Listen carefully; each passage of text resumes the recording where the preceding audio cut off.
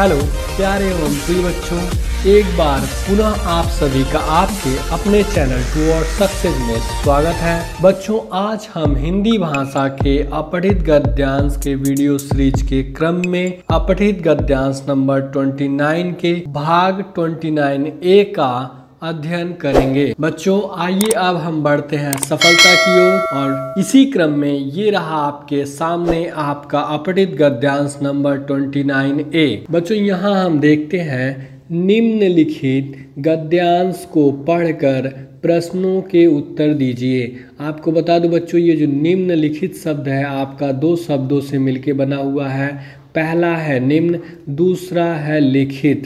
निम्न का तात्पर्य हो जाता है बच्चों नीचे और लिखित का तात्पर्य तो आप जानते होंगे लिखा हुआ, अर्थात कि नीचे लिखे हुए गद्यांश को पढ़कर उससे संबंधित पूछे गए प्रश्नों के उत्तर दीजिए। अब हम अपने गद्यांश को देखेंगे। बादशाह नसीरुद्दीन अपनी उदारता और अपने नम्र स्वभाव के लिए बहुत ही विख्यात था। विख्यात का तात्पर्य हो जाता है बच्चों प्रसिद्ध होना, जिसको आप इंग्लिश में क्या बोलते हैं, फेमस बोलते हैं।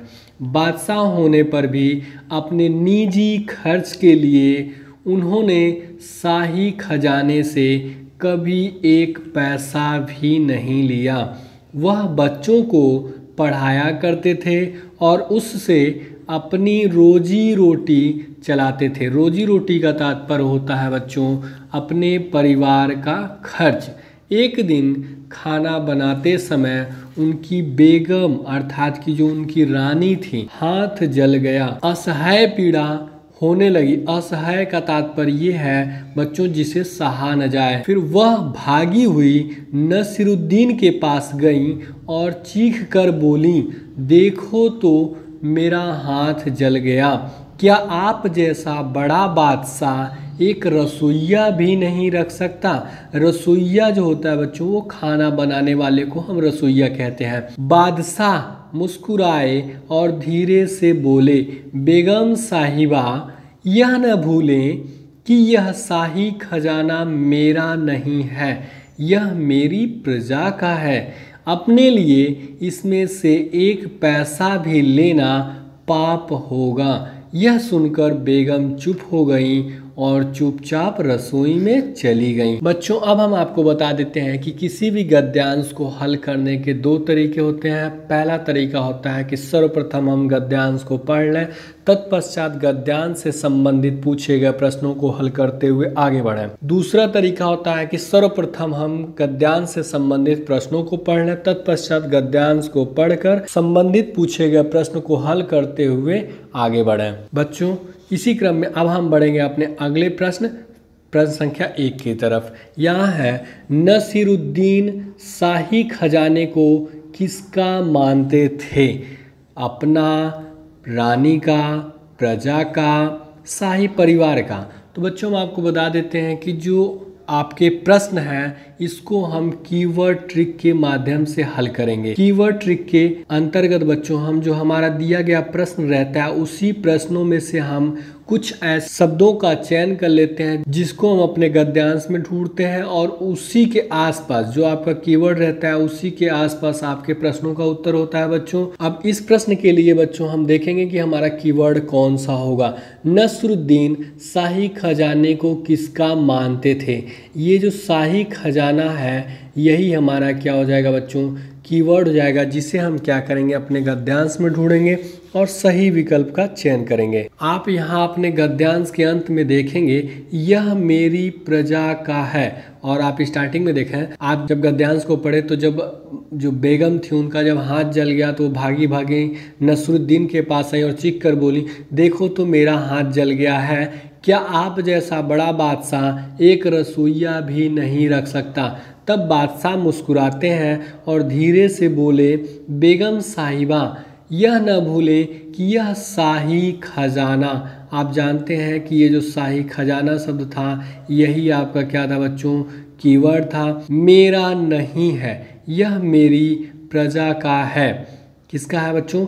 यह मेरी प्रजा का है, अर्थात कि वो किसको समझते थे, प्रजा का समझते थे। इस प्रकार से आपका जो प्रश्न संख्या 1 है उसका उत्तर आपको यहाँ से प्राप्त हो जाता है। आप देखेंगे कि आपके गद्यांश में एक जगह और शाही खजाने शब्द का प्रयोग किया गया है, लेकिन यहाँ से आपका उत्तर नहीं प्राप्त हो जाता बच्चों। यहाँ ये है कि बादशाह होने पर भी अपने निजी खर्च अर्थात कि परिवार के खर्च के लिए उन्होंने शाही खजाने से कभी एक पैसा नहीं लिया। इसका ये समझते थे वो आपको यहाँ से प्राप्त हो जाता है बच्चों, जो आपके गद्यांश में नीचे दिया हुआ जो शाही खजाना शब्द है। अब हम बढ़ेंगे अपने प्रश्न की तरफ और सही विकल्प का चयन करेंगे। नसीरुद्दीन शाही खजाने को किसका मानते थे बच्चों, प्रजा का मानते थे। इस प्रकार से इस प्रश्न का जो सही उत्तर हो जाएगा वो क्या हो जाएगा, विकल्प सी हो जाएगा। अब हम बढ़ेंगे अपने अगले और दूसरे प्रश्न की तरफ। यहाँ है नसीरुद्दीन अपनी किन बातों के लिए प्रसिद्ध थे। प्रसिद्ध का तात्पर्य यहाँ हो जाता है बच्चों विख्यात से भी हो जाता है, जिसको आप इंग्लिश में क्या बोलते हैं, फेमस बोलते हैं। उदारता और नम्र स्वभाव के लिए, ज्ञान एवं बुद्धि के लिए, क्रूरता के लिए, बहादुरी के लिए। तो बच्चों आपको हम बता देते हैं कि यहाँ हमारा जो कीवर्ड हो जाएगा वो क्या हो जाएगा, प्रसिद्ध होना या विख्यात होना ही हमारा क्या हो जाएगा, कीवर्ड हो जाएगा, जिसको हम क्या करेंगे अपने गद्यांश में ढूंढेंगे और सही विकल्प का चयन करेंगे। बच्चों हम यहाँ आप देखेंगे कि बादशाह नसीरुद्दीन अपनी उदारता और अपने नम्र स्वभाव के लिए बहुत ही विख्यात या प्रसिद्ध थे। यही आपका क्या था बच्चों, कीवर्ड था। तो वो किस लिए प्रसिद्ध थे या विख्यात थे, अपनी उदारता और अपने नम्र स्वभाव के लिए। इस प्रकार से आपका जो प्रश्न संख्या 2 हो जाता है उसका उत्तर आपको यहाँ से प्राप्त हो जाता है। बच्चों अब हम बढ़ेंगे अपने प्रश्न की तरफ और सही विकल्प का चयन करेंगे। नसीरुद्दीन अपनी किन बातों के लिए प्रसिद्ध थे, तो वो अपनी उदारता और नम्र स्वभाव के लिए ही प्रसिद्ध थे। तो बच्चों इस प्रकार से आपका जो प्रश्न संख्या 2 का सही उत्तर क्या हो जाएगा, विकल्प ए हो जाएगा। बच्चों हम इस प्रश्न को ऑप्शन एलिमिनेशन मेथड या ऑप्शन एलिमिनेशन ट्रिक से भी हल करेंगे।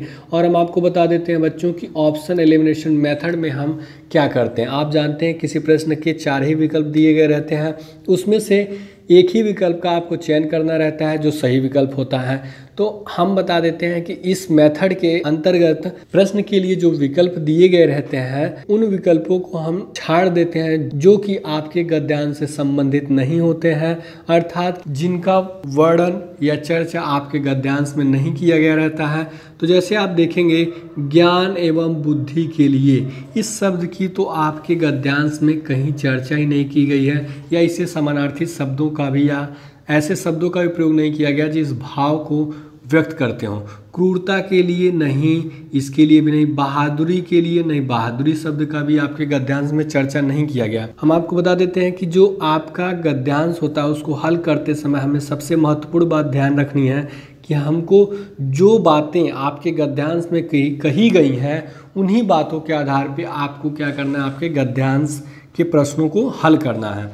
तो यहाँ आप देखेंगे कि जो विकल्प बी, सी और डी है इनकी चर्चा आपके क्या है, गद्यांश में नहीं की गई है या उल्लेख नहीं किया गया या वर्णन नहीं किया गया है। तो ये 3 विकल्प गलत हो जाते हैं।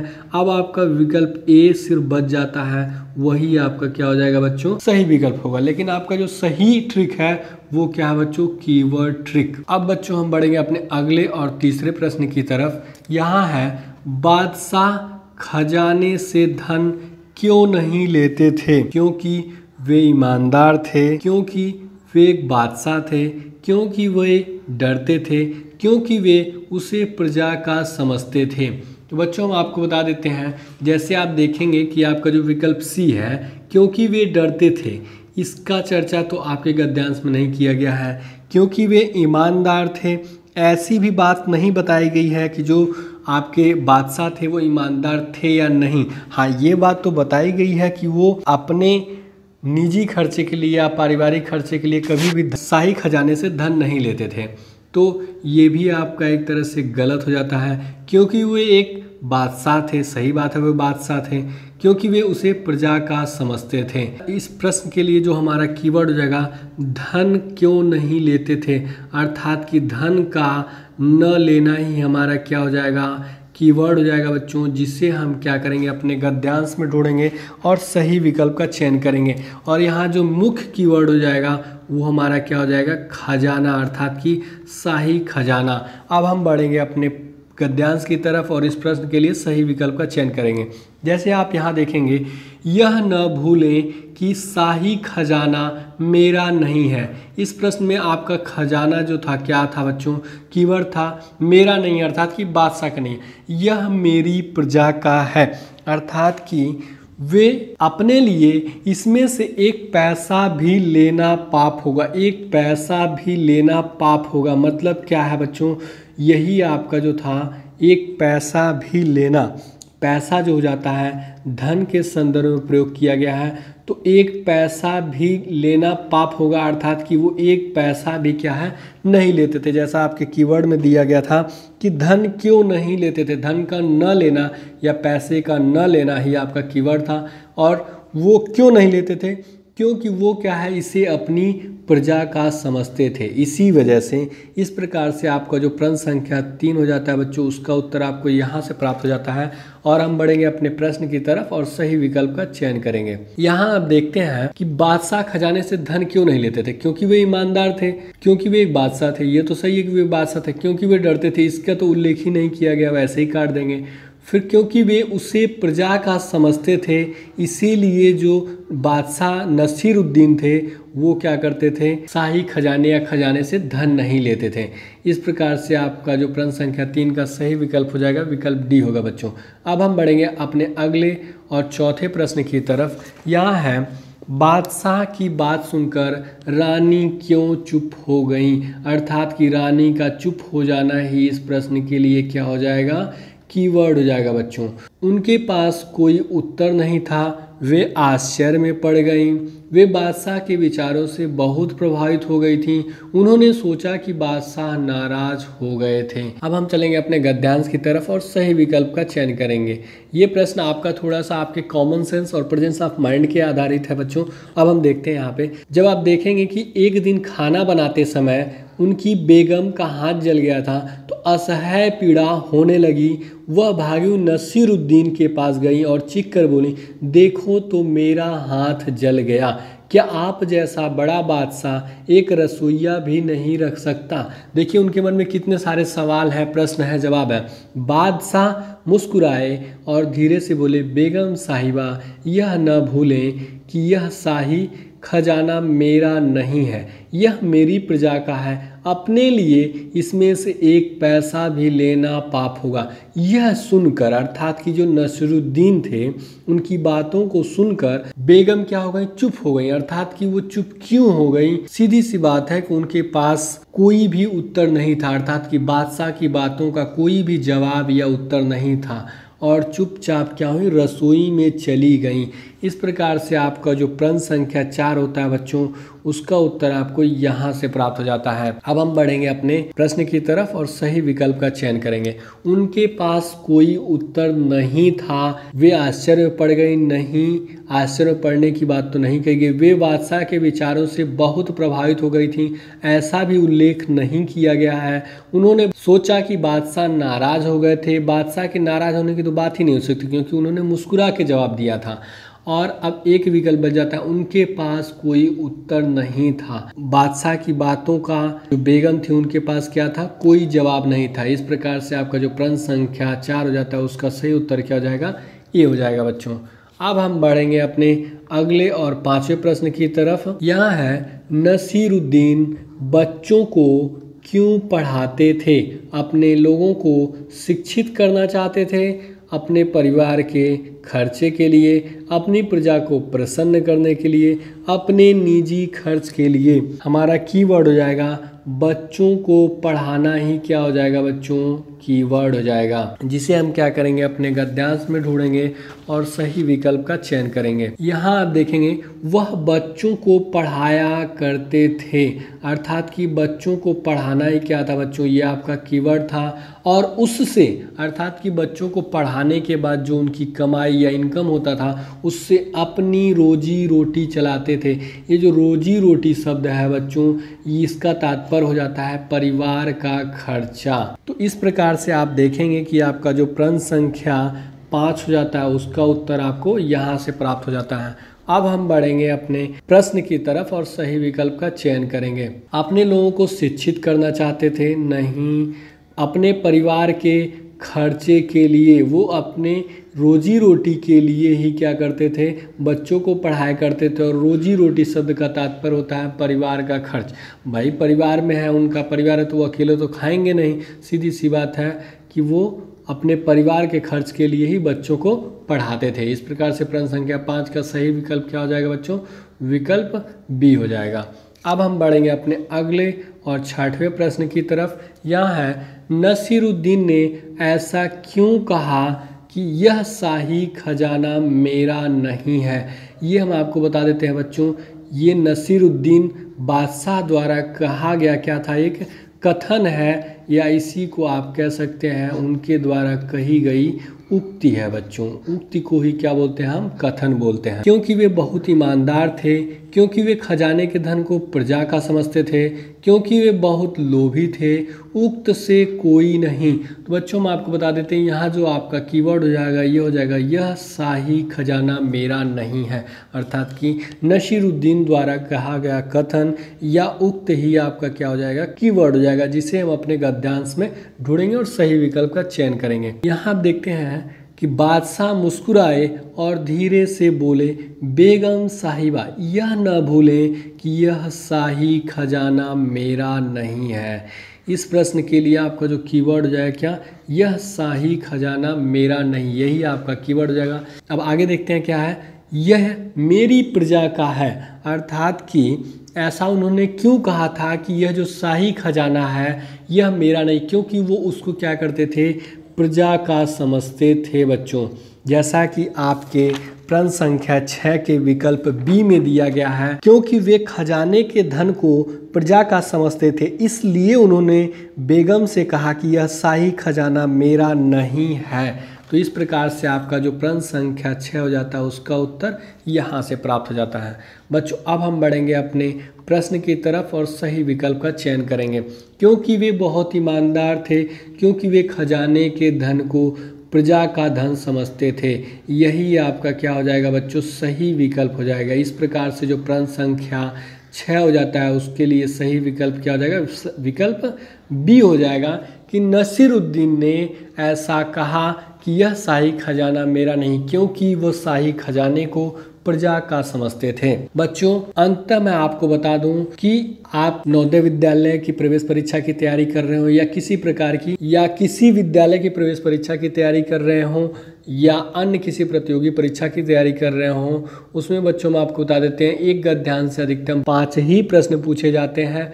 लेकिन आपके अपने चैनल टुवर्ड्स सक्सेस द्वारा आपके सामने अधिक से अधिक एक गद्यांश से बनने वाले हर संभावित प्रश्नों को लेकर के आया जा रहा है, जिससे आप अधिक से अधिक अभ्यास कर सकें, अध्ययन कर सकें और आप अपने लक्ष्य को प्राप्त कर सकें और आपका जो मानसिक बौद्धिक विकास है वो हो सके और आपका जो निर्णय लेने की क्षमता है उसमें भी वृद्धि हो सके बच्चों। तथा आप आज के पढ़े गए गद्यांश का अध्ययन करना चाहते हैं तो नीचे दिए गए डिस्क्रिप्शन में जा करके पढ़ और अभ्यास कर सकते हैं बच्चों। प्यारे बच्चों अब इसी के साथ आपका आज का क्लास समाप्त होता है। हमारी आपकी मुलाकात फिर कल अगले वीडियो में होगी। My dear and loving students, यदि आपको हमारा यह वीडियो पसंद आया हो तो वीडियो को लाइक एवं शेयर जरूर करें। यदि आपके मन में किसी प्रकार का प्रश्न हो या हमारे लिए कोई सुझाव हो तो नीचे कमेंट बॉक्स में कमेंट जरूर करें एवं हमसे जुड़े रहने के लिए आपके अपने चैनल टुवर्ड्स सक्सेस को सब्सक्राइब अवश्य करें।